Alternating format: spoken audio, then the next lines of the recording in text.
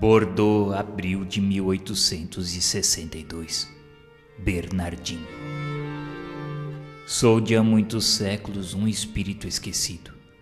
Aí na terra vivi o opróbrio e na miséria, trabalhando incessantemente e dia por dia para dar à família escasso pão. Amava, porém, o verdadeiro Senhor, e quando o que me oprimia na terra sobrecarregava o fardo das minhas dores, dizia eu: meu Deus, dai-me a força de suportar-lhe o peso sem queixumes.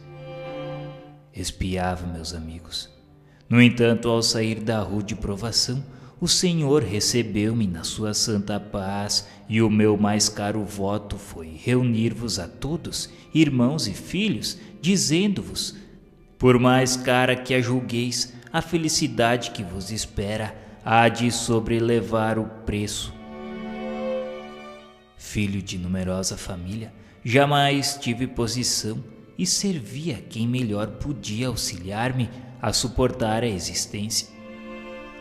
Nascido em época de servidão cruel, provei de todas as injustiças, fadigas e dissabores que os subalternos do Senhor haviam por bem impor-me. Mulher ultrajada, filhas raptadas e repudiadas em seguida, tudo sem poder queixar-me.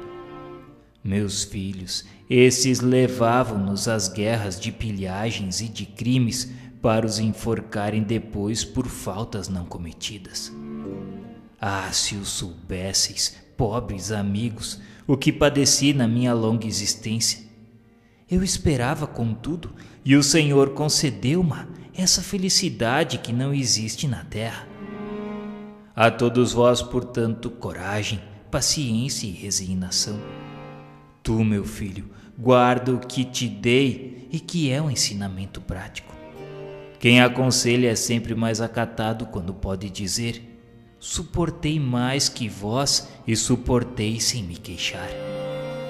Vivi entre os anos 1400 a 1460 e depois vivi ainda entre vós como missionário. Sim, como missionário da fé, porém da fé pura, verdadeira, provinda de Deus e não manipulada pelos homens. E vós me perguntais se agora como espírito tenho eu ainda algumas ocupações. Acreditaríeis então que os espíritos ficassem inativos? A inação, a inutilidade ser-nos-ia um suplício?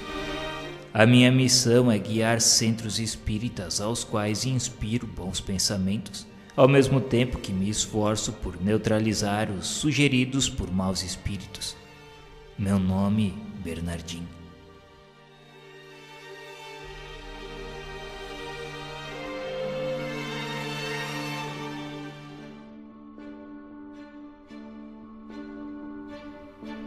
Condessa Paula.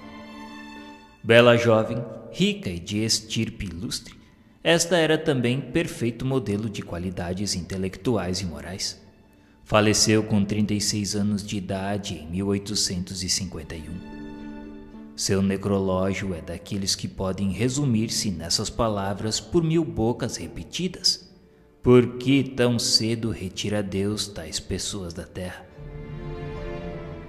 Felizes os que assim fazem abençoada a sua memória.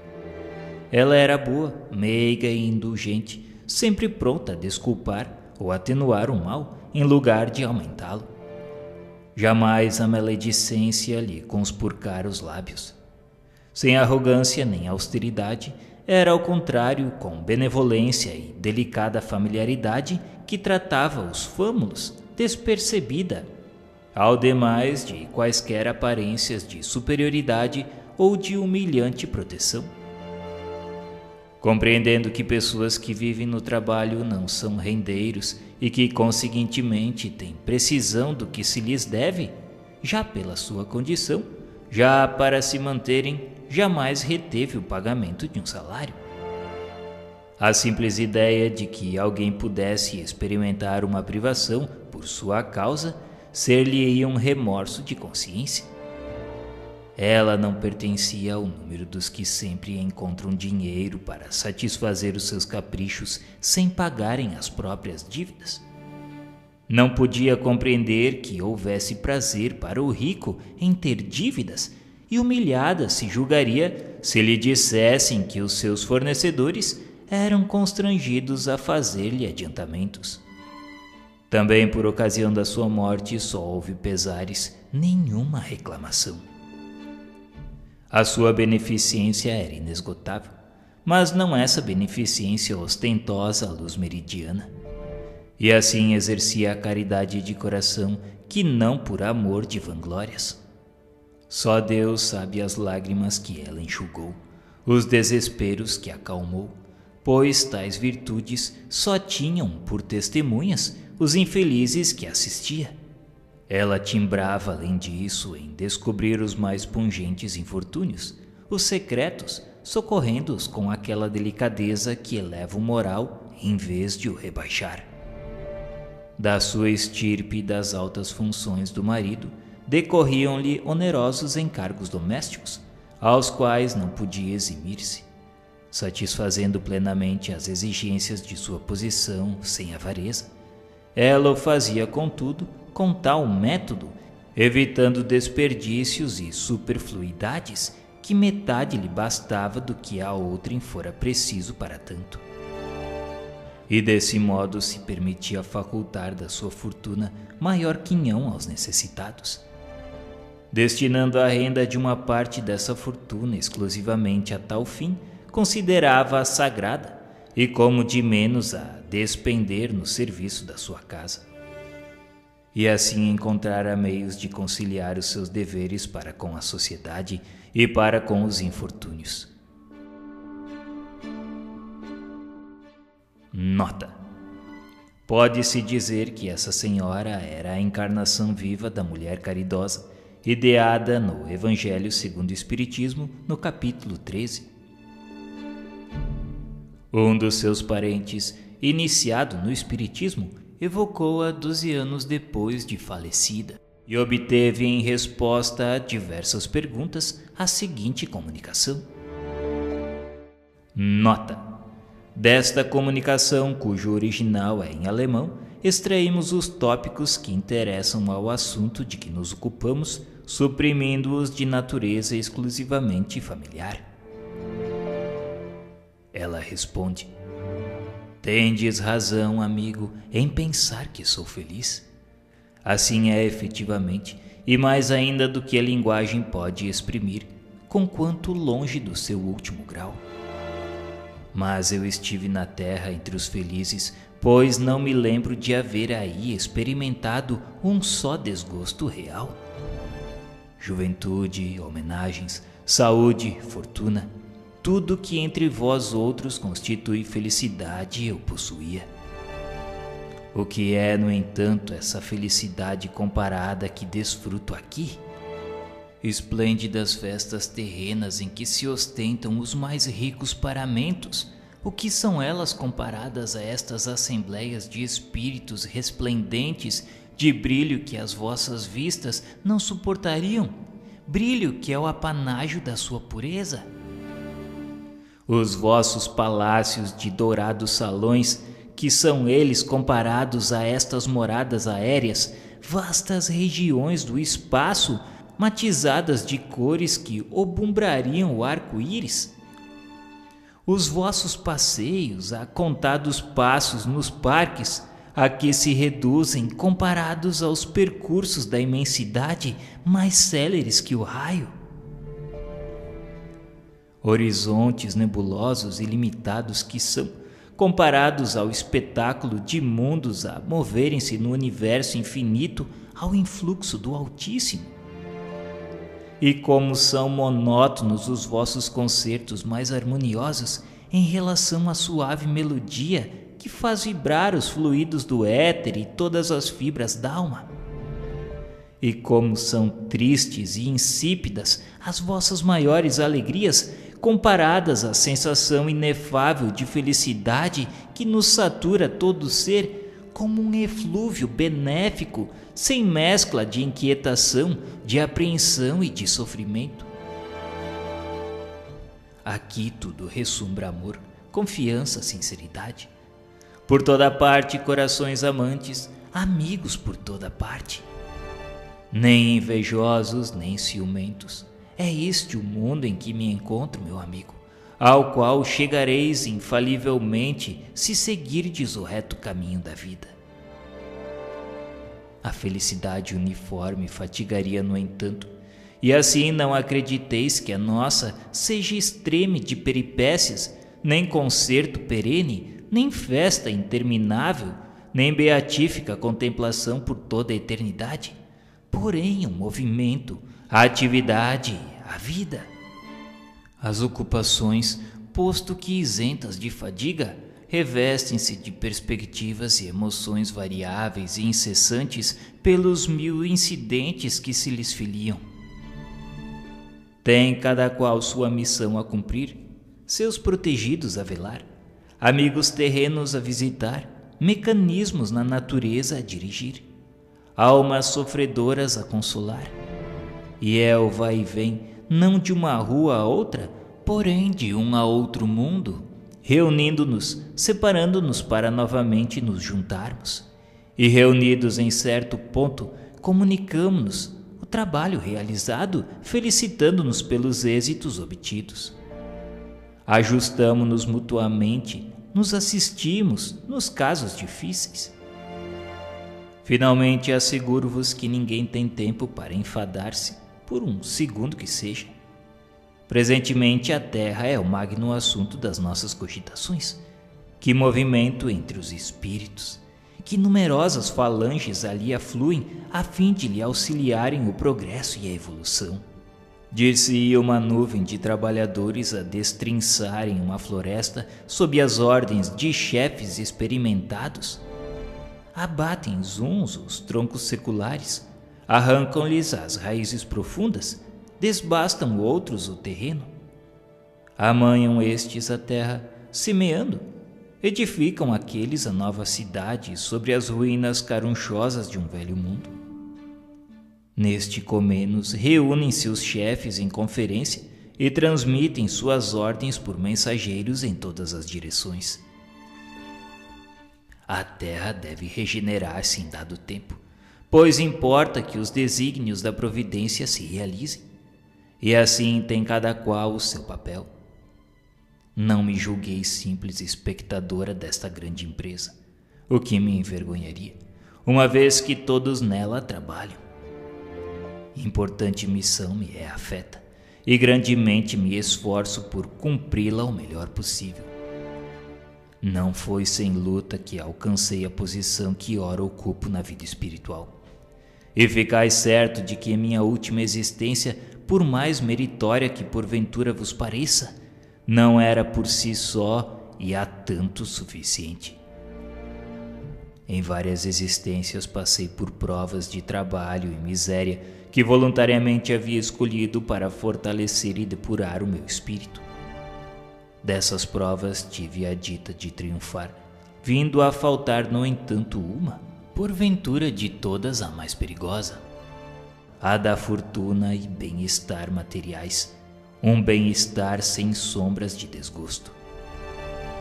Nessa consistia o perigo. E antes de eu tentar, eu quis sentir-me assaz forte para não sucumbir. Deus, tendo em vista as minhas boas intenções, concedeu-me a graça do seu auxílio.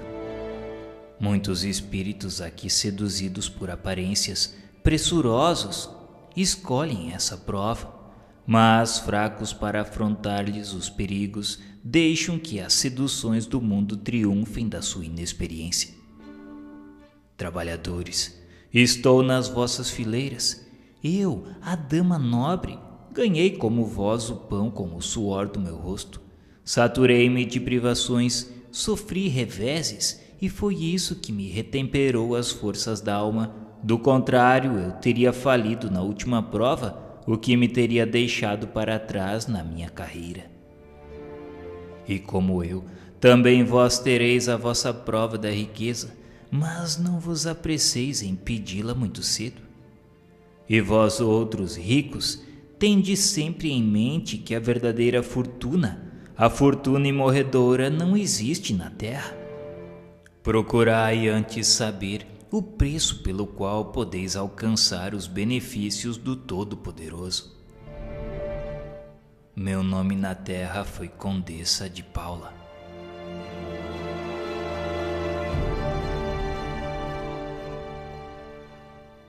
Sociedade Espírita de Paris, uma comunicação espontânea de um espírito chamado Jean Reynaud. Meus amigos, como é esplêndida esta nova vida! Semelhante à luminosidade torrente, ela arrasta em seu curso imenso os espíritos inebriados pelo infinito. Passei das sombras da matéria à aurora brilhante que faz antever o onipotente. Após a ruptura dos laços materiais, abrangeram-me meus olhos novos horizontes, e eu vivo e desfruto as maravilhas suntuosas do infinito. Salvei-me não pelo mérito dos meus serviços, mas pelo conhecimento do princípio eterno que me fez evitar as nódoas produzidas pela ignorância na pobre humanidade. A minha morte foi abençoada, apesar de os meus biógrafos, os cegos, a julgarem prematura. Lamentaram alguns escritos nascidos da poeira e não compreenderam nem compreenderão o quanto o silêncio em torno do recém-fechado túmulo é útil à causa do espiritismo. A minha tarefa estava terminada. Os meus predecessores seguiam na rota. Eu atingira o apogeu no qual o homem, depois de dar o que de melhor possuía, não faria mais que recomeçar. A minha morte reaviva a atenção dos letrados, encaminhando-a para a minha obra capital, atinente à grande questão espírita que eles fingem desconhecer, mas que muito breve os empolgará. Glória a Deus, ajudado por espíritos superiores que protegem a nova doutrina, serei um dos exploradores que balizam o vosso roteiro. Meu nome foi Jean Reynaud.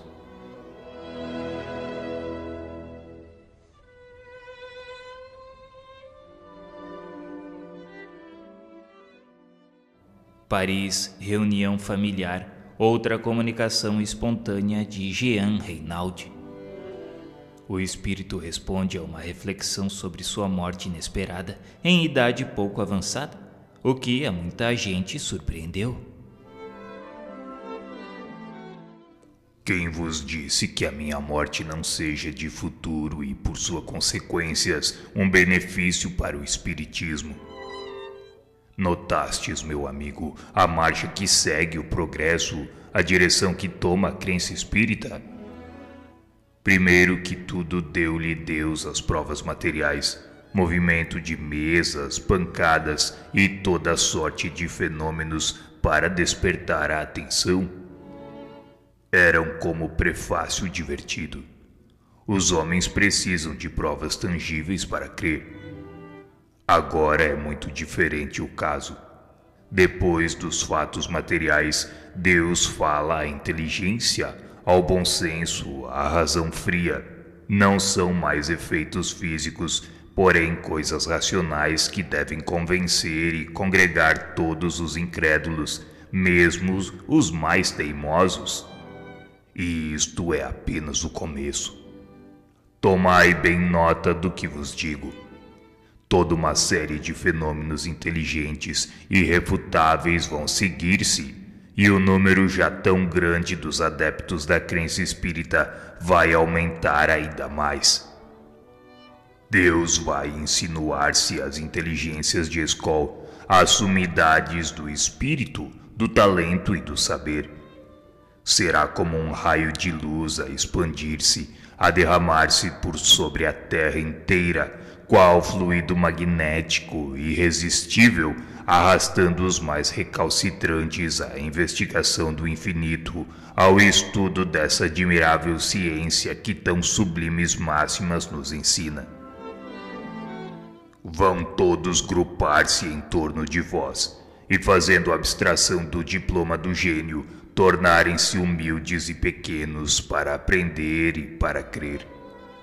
Depois, mais tarde, quando estiverem instruídos e convencidos, servir-se-ão da sua autoridade e notoriedade para levar mais longe ainda, aos seus últimos limites, o fim que vos propusestes, a regeneração da espécie humana pelo conhecimento racional e profundo das passadas e futuras existências.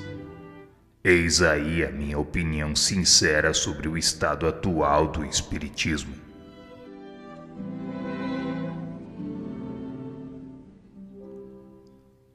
Logo após a evocação, o espírito fez as seguintes considerações.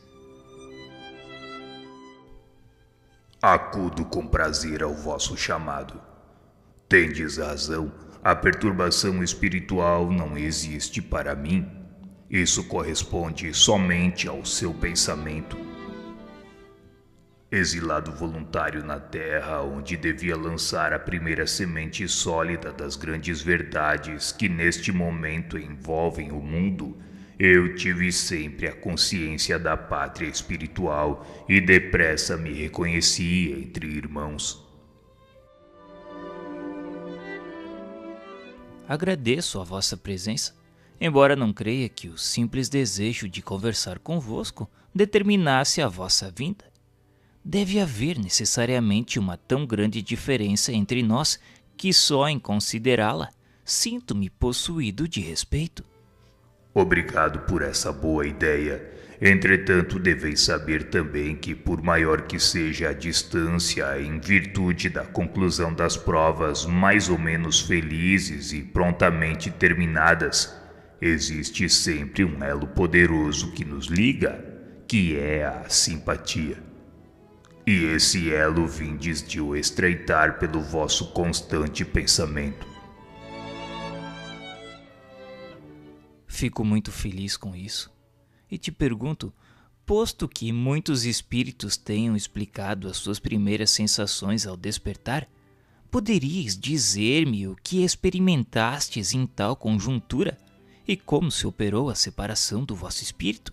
Igualmente, qual como os outros, senti o momento da partida que se aproximava. Mais feliz, porém, que muitos, esse momento não me infundiu angústias, porque já lhe conhecia as consequências, conquanto fossem estas mais importantes do que eu supunha. O corpo é um estorvo às faculdades espirituais, e por maiores que sejam as luzes por ele conservadas, elas são mais ou menos empanadas ao contato da matéria.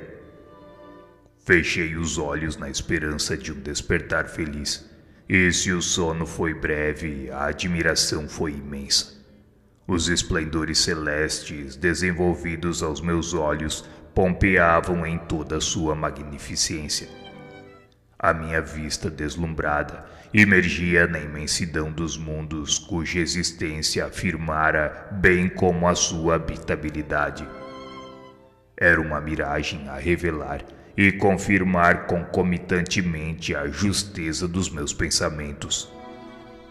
O homem, por mais convencido que seja, quando fala, tem algumas vezes a dúvida no íntimo do coração, desconfiando, se não da verdade que proclama, ao menos dos meios imperfeitos empregados para demonstrá-la. Convencido da verdade que insinuava, tive muitas vezes de dar combate a mim mesmo ao desânimo de ver, de tocar, por assim dizer, a verdade e não poder torná-la igualmente palpável aos que dela tanto precisam para prosseguir no caminho que lhes conviria. E em vida professáveis o espiritismo? Há uma grande diferença em professar e praticar. Muita gente professa uma doutrina que não pratica. Pois bem, eu praticava e não professava. Assim como cristão é todo homem que segue as leis do Cristo, mesmo sem conhecê-lo, assim também podemos ser espíritas, acreditando na imortalidade da alma, nas reencarnações, no progresso incessante, nas provações terrenas. abluções necessárias ao melhoramento. Acreditando em tudo isso, eu era, portanto, espírita. Compreendi a erraticidade, laço intermediário das encarnações e purgatório no qual o espírito culposo se despoja das vestes impuras para revestir-se nova toga, e onde o espírito em evolução tece cuidadosamente essa toga que há de carregar no intuito de conservá-la pura.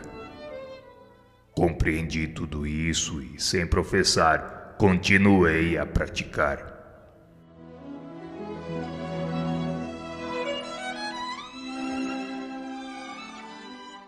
Nota: estas 3 comunicações foram obtidas por 3 médiuns diferentes e estranhos entre si. Pela analogia dos pensamentos e forma da linguagem, podemos, ao menos como presunção, admitir a autenticidade. A expressão tecer cuidadosamente a toga que há de carregar é uma figura feliz que retrata a solicitude com que o espírito em evolução prepara a nova existência, conducente a um maior progresso do que o feito. Os espíritos atrasados são menos meticulosos e muita vez fazem escolhas desastradas que os forçam a recomeçar.